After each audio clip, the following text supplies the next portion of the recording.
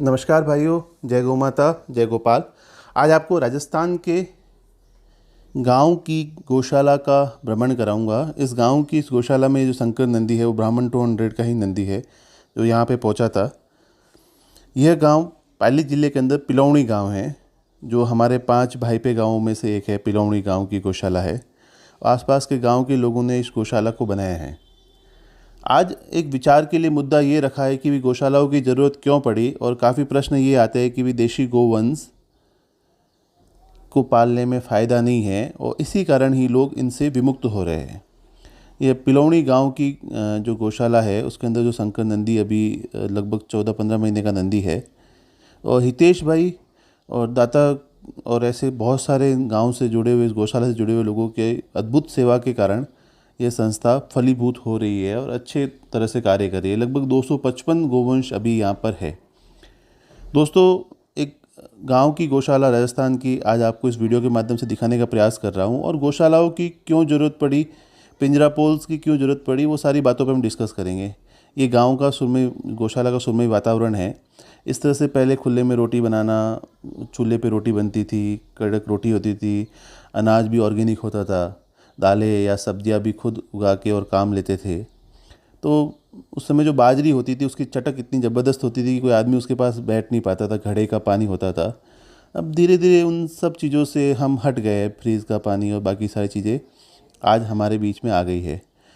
जब मैं पहुंचा था उसी समय ही दाता और हितेश भाई ने एक ऑफिस छोटा सा बनाया था, तो उसकी शुरुआत की थी। पंडित जी पधारे थे, तो अच्छे कार्य की शुरुआत थी। और एक बहुत अच्छा जो शेड भी यहाँ पे जो पक्का कंस्ट्रक्शन करके बनाया था। ऊपर ये 2 कमरे हैं और नीचे, इसी के नीचे सब गायों का रुकने की व्यवस्था है, जो मैं आपको आगे वीडियो के अंदर दिखाऊंगा। ये पूरा गौशाला का प्रांगण है और इसके आसपास काफ़ी बड़ी गोचर की भूमि है। बीच में नीम का प्लांटेशन भी किया है ताकि छाया रहे, और बाकी सारी व्यवस्थाएं भी यहाँ पे धीरे धीरे डेवलप की जा रही है।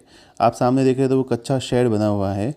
तो आप पैसे की बचत के लिए जो भी अपना रॉ मटेरियल उपलब्ध है उस कच्चे शेड के माध्यम से भी कार्य कर सकते हैं।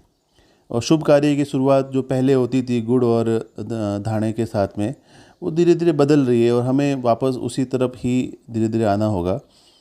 और शुभ कार्य श्री गणेश का शुरुआत इसी माध्यम से यहाँ पे अभी आपके सामने हुआ है। ये जो कंस्ट्रक्शन हुआ है नीचे, तो आप देख रहे हैं तो गोमाता के लिए खली और ये सब कुछ बना हुआ है। ऊपर इसके कमरे बने हुए हैं, 2 कमरे बने हुए हैं। एक कमरे में साधु महात्मा, कोई सज्जन व्यक्ति आए तो रुक सके, और दूसरे के अंदर ऑफिस टाइप उपयोग किया जाएगा। ये गौ माता है जो खुले में उस समय गोचरण के लिए गई थी, उसका वीडियो आप देख रहे हैं। वो यहाँ खुले में है, और ये गौ माता स्वयं गुड़ के लिए जब पधारे थे तो सेवा का कार्य सभी करते हुए का वीडियो है। तो दोस्तों, जो बात चल रही गौशाला की ज़रूरत क्यों पड़ी, कि धीरे धीरे हमने हमारे घरों से गाय को जब तक दूध देती तब तक रखना शुरू कर दिया, और फिर गाय को अपने घर से छोड़ना शुरू कर दिया। तो रोड पे घूमती हुई गोमाता की ऐसी स्थिति में धीरे धीरे, पहले क्या होता था कि बुजुर्ग गोमाता या नंदी के लिए पिंजरा पोस बनी। फिर धीरे धीरे दूध देने वाली गाय या घर में कोई संभालने वाला व्यक्ति नहीं होता था, उसके कारण उनसे विमुक्त होते रहे। अब ये बात आती है कि एक कमेंट बड़ा ही ज़्यादा एक सज्जन व्यक्ति भेज रहे हैं कि भाई देशी गाय रखते हैं तो आप मतलब दूध कम देती है, इसलिए वो ज़्यादा सफल हो नहीं पाते। दोस्तों, दूध कम और ज़्यादा की बात नहीं है। पहले क्या होता था कि ड्यूल पर्पज़ ब्रीड होती थी। हम खेती के लिए उपयोग करते थे और दूध के लिए, तो घर में, हर घर में गाय होती थी, तो दूध पे वैल्यू इतनी थी नहीं, तो लोगों ने दूध पे फोकस नहीं किया। तो हमारी देशी नस्लें सारी की सारी खेती के लिए बहुत ही उपयुक्त है, उनके सांड बड़े ही अच्छे होते हैं। तो अब धीरे धीरे ब्रीडिंग पैटर्न के माध्यम से, सेलेक्टिव ब्रीडिंग से, जिस तरह से ये मंदिर गोमाता का बना रहे हैं, यहाँ गाय चरेगी और गुड़ दे सकते हैं उधर से, और परिक्रमा मार्ग भी होगा ये। तो बात ये हो रही है कि धीरे धीरे हमने इसको डेवलप कर सकते हैं और धीरे धीरे हो भी रही है। तो दूध, और जैसा कि नई गोमाता है घर के अंदर आप लाते हो, ये पुराना जो छकड़ा है आप देख रहे हैं जिसके अंदर नंदी लग के, बैल लग के, और उसको परिवहन किया जाता था। तो धीरे धीरे जो मेरा निवेदन है कि भी जो व्यवस्थाएं अभी चल रही है उनके माध्यम से आप धीरे धीरे सेलेक्टिव ब्रीडिंग से दूध तो बढ़ा ही सकते हैं। और नई गोमाता जब घर पे आती है तो कई बार क्या होता है कि वो तो एचएफ हो या जर्सी हो या देशी गोमाता हो, तो कई कारणों से वो लात मारना या कई कारणों से परेशान करना, या दूध नहीं देना, या दूध ऊपर चढ़ा देना, या दूध कम टाइम तक देना, अब कई बार एक ब्यात में कोई गाय टाइम का 10 लीटर दूध दे रही है और दूसरे ब्यात में वो कम पे चली जाती है, तो उसके कई कारण हो सकते हैं। तो उन कारणों पे ध्यान दें और गौ सेवक आपके पास अच्छा हो, चारे की उपलब्धता सही हो और खिलाई पिलाई सही हो। तो मैं जहाँ भी जाता हूँ तो सबसे पहले जो गौ सेवा करने वाले जो लोग होते हैं उनका सम्मान होना चाहिए, क्योंकि उनके कारण ही हम सब इस गौ सेवा को कर पा रहे हैं। अगर वो नहीं होते तो हम इस गौ सेवा को संबल रूप में कर नहीं पाते। तो एक गौ सेवक का बहुत महत्व है, वो समझाने के लिए मैं आपको बताना चाहता हूँ कि अपने गौ सेवक का बड़ा सम्मान करें।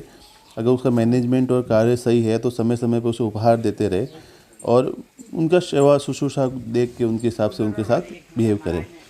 तो अच्छे गौ सेवक के माध्यम से आपको दिखा रहा हूँ कि भी ये अच्छे गौ सेवक है, इनकी गौ सेवा थी तो इनका हमने यहाँ सम्मान किया था।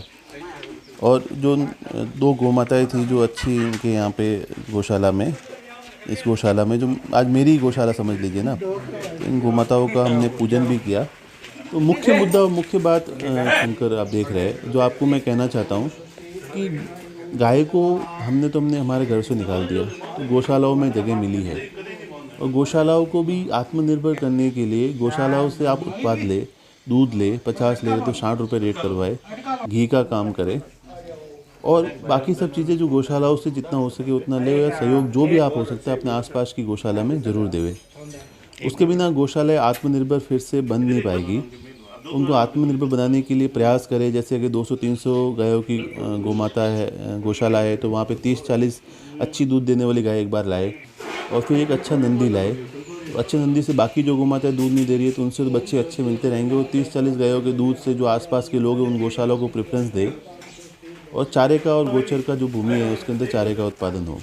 तो इसके माध्यम से क्या होगा कि धीरे धीरे दूध से उनकी आय भी बढ़ेगी और बाकी सारी चीज़ें धीरे धीरे बढ़ती रहेगी। इन समस्याओं का हल आपको हमें ढूंढना ही पड़ेगा।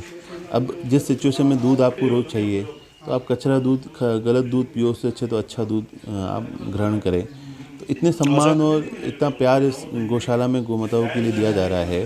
दादा गोवर्धन सिंह जी और हितेश भाई, इन दोनों का बहुत बहुत धन्यवाद है कि इतने ज़बरदस्त गौ सेवक है ये दोनों, और दादा ने पूरा मैनेजमेंट और चीज़ों को संभाला है। ऐसे गौ सेवकों को बहुत बहुत सत सत नमन है, वंदन है, अभिनंदन है।